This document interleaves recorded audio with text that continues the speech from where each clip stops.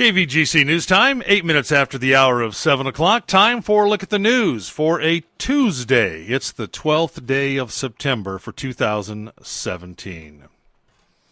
Well, the Jackson City Council voted last night to approve Jackson's inclusion in a countywide tourism marketing district, which will collect an additional fee of up to 2% on hotel stays throughout the county to pay for promoting increased tourism and visitation to Amador County. The council also last night heard a progress report on construction at the city sewer plant, which is expected to continue for the next year and a half, as well as taking a preliminary look last night at the city's finances from last year. Now, this raised concerns because they show a much lower financial reserve than was budgeted. The Calaveras Unified School District is still looking for a trustee for Area 2. Yesterday afternoon, the Calaveras Unified School District informed parents that due to discrepancies between the district boundary maps and the county election boundary maps, neither of the candidates that applied for the open seat reside within the official boundaries of Trustee Area 2. This means that both Leslie Renee, who was recently selected to fill the vacancy left by the resignation of Kelly Smith back in June, nor Susie Coe, who also applied for the position, are eligible to serve. In their announcement, the district says they are, quote, working with the County Elections Department to address any and all map alignment issues and to strengthen the process and protocol between the UCSD and county elections. The district will now move forward with initiating the process of filling the Trustee Area 2 seat and will soon announce the filing, interview, and selection process dates. An Elk Grove man was booked into the Amador County Jail early Saturday morning on theft-related charges, as well as an outstanding warrant. According to Ione Police, an officer made a traffic stop on a vehicle driven by James Jimenez and learned that his license was suspended and he was on probation for burglary. Jimenez also had an outstanding felony warrant. The officer arrested Jimenez on the warrant, and during the search of the truck, the officer located a backpack with a flashlight, bolt cutters, and a crowbar. The officer continued his search and located 2 electrical power tools from inside the truck. The tools had a California driver's license number etched onto them, and the owner was identified as an Ione resident. The tools were returned. Jimenez was taken to jail. A Valley Springs man was hospitalized following a solo vehicle accident just after midnight on Sunday.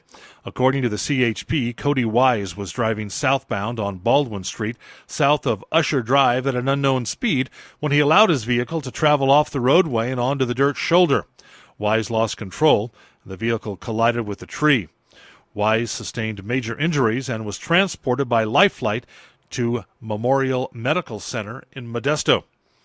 The CHP says Wise was later arrested for misdemeanor driving.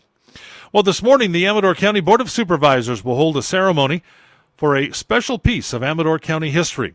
The board will hold a rededication ceremony for the county's bicentennial quilt. Back in 1976, a group of local women gathered to organize a project to commemorate Independence Day with an item specific to Amador County.